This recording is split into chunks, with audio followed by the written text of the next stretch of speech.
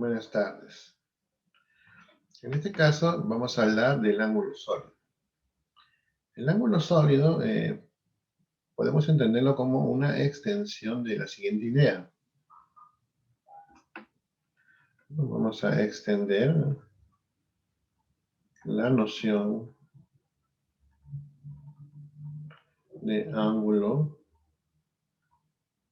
subtendido, ¿no?, por una longitud de arco.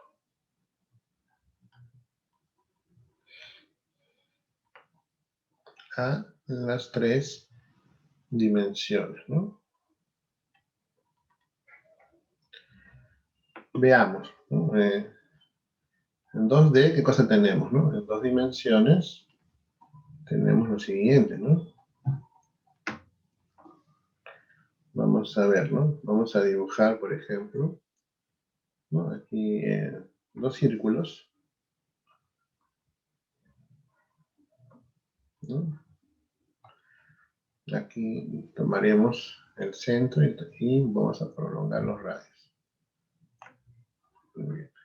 Vamos a olvidarnos de lo demás.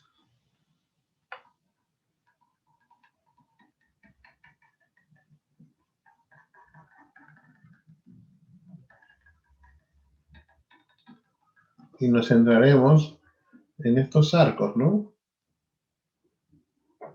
¿No? Aquí tomaremos un diferencial de ángulo, diferencial de teta, ¿no? Acá tenemos AB, MN, ¿no? Entonces la longitud del arco AB es igual a ¿qué, no? Si este es R1 y este es R2, tenemos, ¿no?, que va a ser igual a R1 diferencial de teta, ¿no? De la misma forma, la longitud, ¿no?, del arco MN va a ser igual a R2 diferencial de teta 2, ¿no? A esto le vamos a llamar, ¿no?, DL1, esta de acá será DL2, ¿no? Entonces podemos ver qué sucede, ¿no? Diferencial de teta va a ser igual a ¿qué? A DL1 dividido entre R1 igual a DL2 dividido entre R2. Entonces vamos a decir que los arcos, en estos casos diferenciales, ¿no?, porque están siendo generados a partir de un diferencial de ángulo, ¿no?, subtienden, ¿no?, el mismo ángulo, ¿no? O sea, el arco diferencial AB y el arco diferencial MN subtienden el mismo ángulo, entre paréntesis, diferencial, ¿no?, que sería igual a dθ.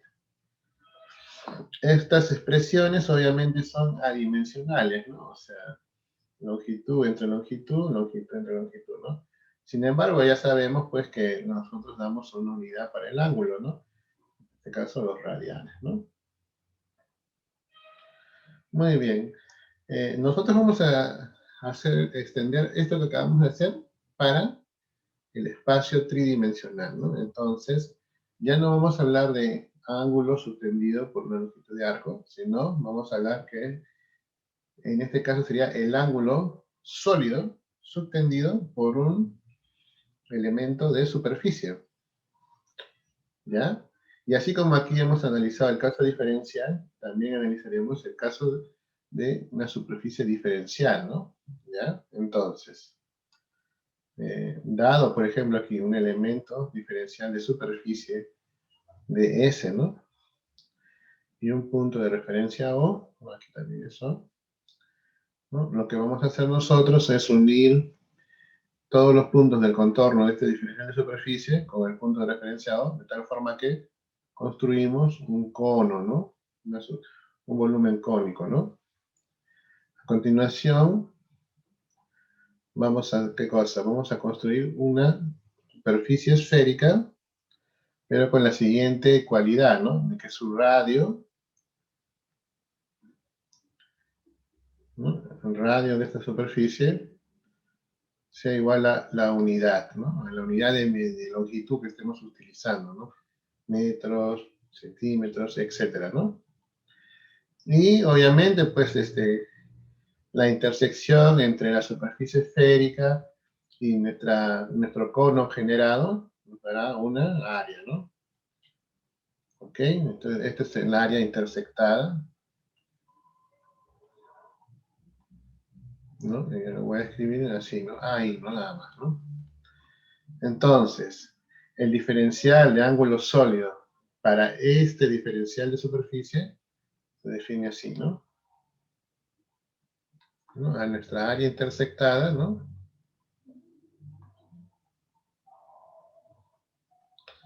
Dividido entre la unidad de longitud al cuadrado. ¿Ya? Entonces, ese es el ángulo sólido diferencial subtendido por ese diferencial o ese elemento de superficie, ¿no? Infinitesimal. ¿Ya? Entonces, ¿qué vamos a hacer a continuación? Vamos a escribir ese diferencial de ángulo sólido en función de algunos parámetros que nos permitan pues trabajar, manipular las expresiones, ¿no? Entonces lo siguiente es, ¿qué cosa es? A partir de O vamos a trazar una línea radial, ¿no? ¿Ya? Entonces tendríamos aquí, ¿no? Hasta aquí sería R, ¿no? Y obviamente este vector unitario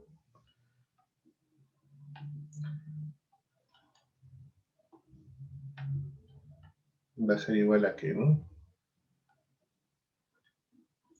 E sub de R. Asimismo, ¿no? Nuestro diferencial de superficie posee su vector normal, ¿no? Perpendicular a la superficie, ¿no?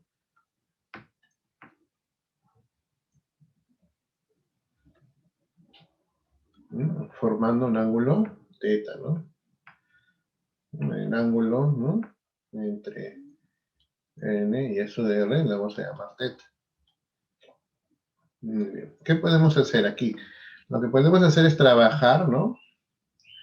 Con la proyección en el plano perpendicular, ¿no? A su r de este diferencial de superficie. O sea, en otras palabras, ¿no? Vamos a trabajar con esta superficie, ¿no?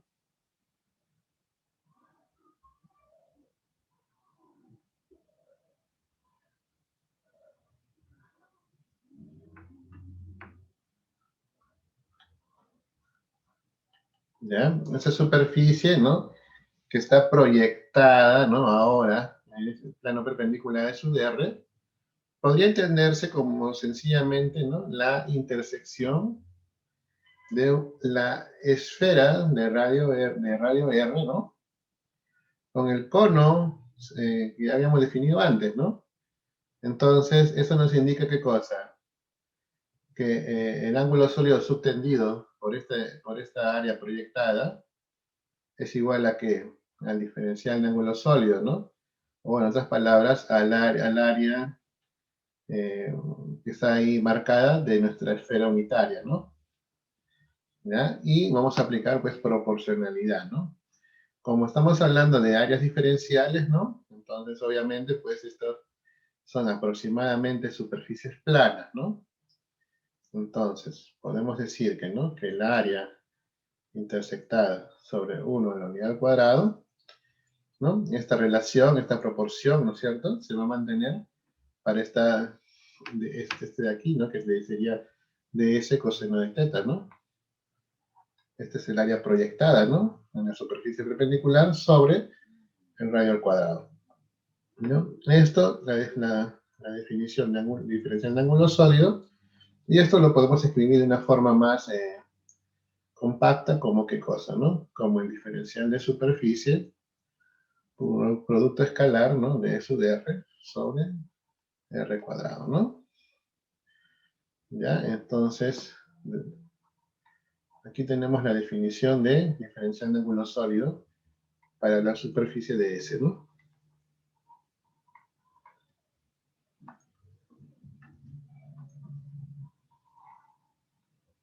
Muy bien. Entonces, si queremos nosotros ahora hablar ¿no? De una superficie finita, ¿no? Podemos decir lo siguiente, ¿no? El ángulo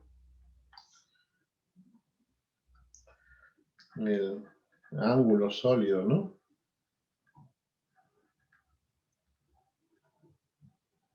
Subtendido por una superficie finita S, aquí va a ser igual, ¿no? Entonces, este ángulo sólido phi será nada más que la integración, pues, del diferencial del ángulo sólido, ¿no? Que corresponde a la integral sobre S de este producto, ¿no? B de S, eso de R sobre R cuadrado.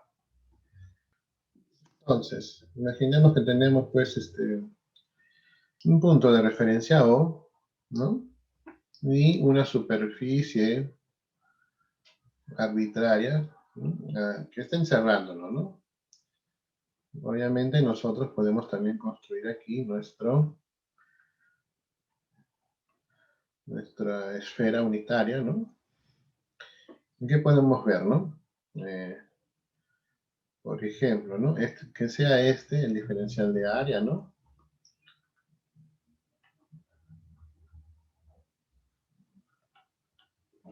De esta superficie, ¿no? Entonces aquí tenemos pues que nuestra superficie cónica, ¿no? ¿Ya? Y acá la intersección. ¿Ya? Obviamente pues la proyección, ¿no? Aquí vamos a tener n, ¿no? Y aquí está definido eso de R, ¿no? La proyección de este diferencial de superficie, ¿no? Subtiende el mismo ángulo que está sombreado en amarillo, ¿no? Entonces, si integramos sobre toda la superficie, ¿no es cierto? El ángulo subtendido será ¿qué cosa? Igual a la superficie, ¿no? Total de nuestra esfera unitaria, ¿no? Como la esfera tiene radio 1 unidad, entonces el ángulo sólido total subtendido por S es igual a ¿qué, no? Al área de la superficie unitaria, que sería 4pi, ¿no? ¿Ya? Entonces, si tenemos un punto de referencia O y tenemos una superficie cualquiera S que no encierre, el ángulo sólido subtendido por esa superficie será 4. ¿Ya? Lo mismo vamos a utilizar ahora para nuestra discusión del flujo de campo eléctrico, ¿no? A ver, volviendo al flujo de campo eléctrico,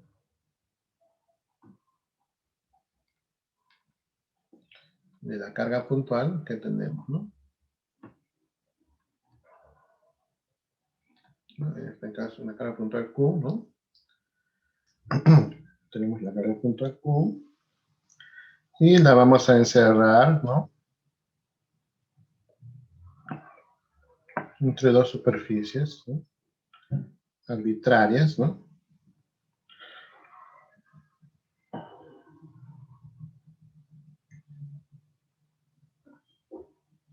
De modo que, por ejemplo, aquí estará el diferencial de área de esta superficie, la vamos a llamar S2, entonces será S2, ¿no es cierto?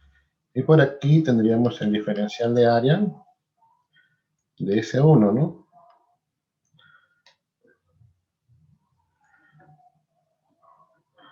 El radio vector, ¿no? Para localizar las posiciones de esas diferenciales, ¿no? Cada uno, por supuesto, tiene su propio vector normal, ¿no? N2, N1. Entonces, el diferencial de ángulo sólido subtendido por este diferencial de superficie 1, ¿a qué va a ser igual? Bueno, de la definición ya vemos que es, ¿no? Eso de R, punto diferencial de S1 sobre R1 al cuadrado, ¿no? Este será pues R2 y este será R1.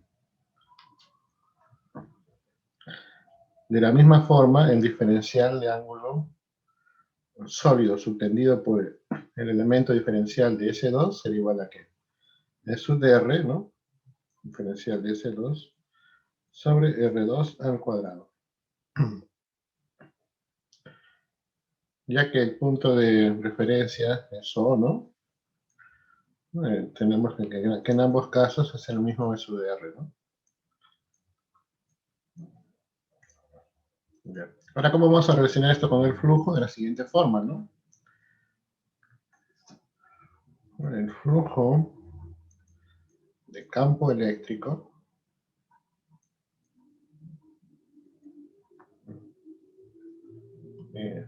a través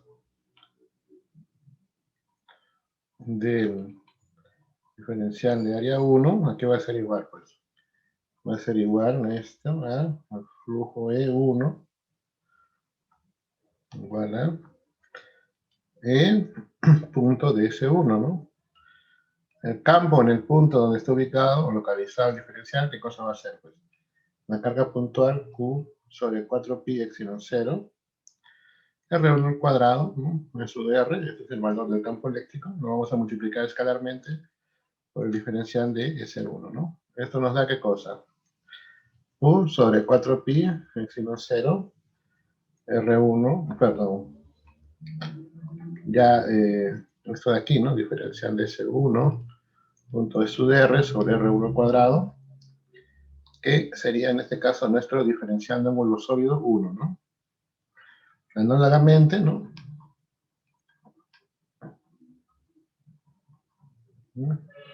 El diferencial, bueno, acá es diferencial, ¿no? Diferencial de flujo eléctrico 2, que es el diferencial de flujo del campo a través del diferencial de superficie 2, será igual a E punto de S2, que será igual a Q sobre 4pi epsilon 0, R2 al cuadrado, vector unitario radial, multiplicado por ds2. Esto, en analogía, nos va a salir lo siguiente, ¿no? Diferencial de ángulo sólido 2. Entonces, integremos los flujos, ¿no? El flujo total a través de S1. ¿A qué va a ser igual esto? ¿No? A la integral, la diferencial de flujo de 1 es igual a ¿qué? A 4 sobre pi epsilon 0, integral, ¿no? Sobre la superficie 1 del diferencial de longitud, perdón, diferencial de ángulo sólido 1, ¿no? Esto es igual a 4pi, ¿no es cierto? Entonces queda Q sobre epsilon 0. Asimismo, para ¿no? el flujo total a través de S2, ¿no? Aquí va a ser igual. ¿No? Va a ser la integral de diferencial de flujo 2, sería igual a ¿qué? ¿No? 4 sobre 4pi epsilon 0. ¿No? La integral de diferencial de ángulo sólido 2 sobre toda la superficie 2, ¿no? Bueno, en este caso son integraciones cerradas, ¿no es cierto? Esto nos da nuevamente 4pi, ¿no? Aquí también teníamos esto es igual a 4pi, ¿no? Y el resultado es el mismo, ¿no? Q sobre epsilon 0. Entonces vemos que no interesa qué superficie hayamos elegido, mientras esté encerrando la carga, el flujo del campo eléctrico, ¿no? A través de esas superficies va a ser igual a que la carga encerrada, en este caso la carga puntual encerrada, Q sobre epsilon 0, ¿no? Sin embargo, este resultado es todavía muy particular, ¿no? O sea, se está refiriendo solo a la carga puntual, ¿no? Por lo que tenemos que generalizarlo. Vayamos a esa generalización, ¿no? Vamos a ver, ¿no? Tenemos la siguiente distribución continua de carga, ¿no?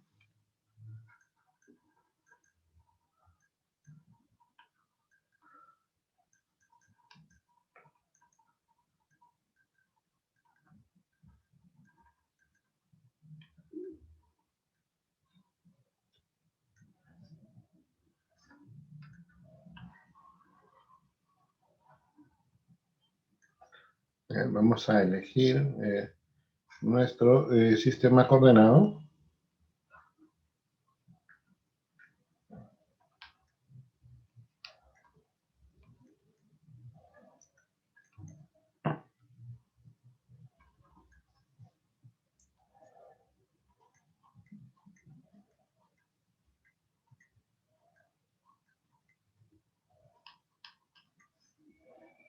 Acá tenemos nuestro diferencial de carga, el vector que localiza esta diferencial de carga, lo llamaremos R', ¿no? Recordando que guardamos la notación prima para localizar siempre a las fuentes, ¿no?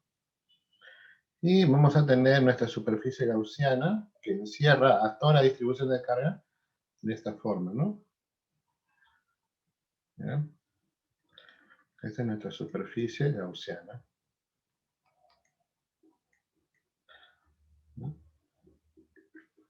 Obviamente, esta distribución de carga, ¿no? En los puntos de la superficie gaussiana, ¿no? Tendrá pues el valor del campo eléctrico resultante, ¿no? No sabemos cómo es el campo eléctrico, ¿no? Solamente sabemos pues que por ahí está, ¿no? En los puntos sobre la superficie gaussiana, ¿no? Este es el E, pero es el E total, ¿no? ¿No? Total, ¿a qué se refiere? Al campo producido por toda esta distribución de carga, ¿no? Está encerrada en un volumen, ¿no? Ya, ¿y qué vamos a hacer ahora? Nosotros vamos a calcular el flujo, pero de la siguiente forma, ¿no? El diferencial de flujo, ¿no? De una carga puntual, o perdón, diferencial de flujo debido al diferencial de carga, ¿no? ¿A qué va a ser igual? ¿No? En este caso, este diferencial de carga puede tratarse como una carga puntual prácticamente, ¿no? Entonces, si calculamos el flujo del campo que produce, ¿no es cierto? Este diferencial de carga, ¿a qué va a ser igual? ¿No? Como ya vimos anteriormente, ¿no? Si esto se trata como carga puntual, será pues a la carga encerrada, en este caso diferencial de Q sobre epsilon 0, ¿no? Ahora, nosotros podemos calcular el diferencial, perdón, el flujo total, ¿no? ¿No? Haciendo qué cosa, ¿no? Sumando las contribuciones de cada diferencial de carga, ¿no? Y esto está bien, ¿por qué? Porque el principio de superposición nos permite hacer eso, ¿no? ¿No? Este E total, ¿no? Puede descomponerse como el E de cada diferencial de carga, ¿no es cierto? Entonces el flujo total sería esta integral, ¿no? Pero ya vimos que cada diferencial de carga tiene esta forma, ¿no? Entonces tendremos que integrar esto nada más, ¿no? Obviamente esto será sobre el volumen, ¿no? Donde el diferencial de carga que es igual a la densidad de carga que depende, ¿no? De R', diferencial de volumen prima, ¿no? O sea, este es igual a 1 sobre epsilon 0, integral de la densidad de carga sobre este volumen, ¿no? ¿Ya? Si lo queremos escribir de una forma más conocida, entonces tenemos, ¿no? Acá, bueno, acá es total, ¿no? Ya acá se sobreentiende que se refiere pues al campo de toda la distribución continua, ¿no?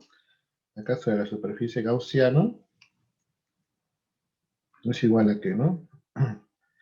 A la carga encerrada, ¿no? Sobre epsilon 0. Resultado que no depende de la elección de la superficie gaussiana en cuanto esta superficie encierre a todo nuestro elemento continuo de carga, ¿no? ¿Ya? Y esto de aquí constituye pues la famosa ley de Gauss, ¿no? Obviamente esta es la versión integral, ¿no? porque también existe una diferencial que estudiaremos más adelante, ¿no? ¿Ya? Entonces, la integral de superficie del campo alrededor de la superficie gaussiana es igual a la carga encerrada, ¿no?, por esa superficie gaussiana sobre exponencial. Esta ley de Gauss, ¿no?, es, bueno, en su versión integral, nos va a permitir utilizarla como herramienta para el cálculo de campos eléctricos de sistemas con alta simetría, ¿no? Y eso es lo que vamos a ver a continuación, ¿no? Cómo aplicamos esta ley de Gauss a situaciones concretas, ¿no?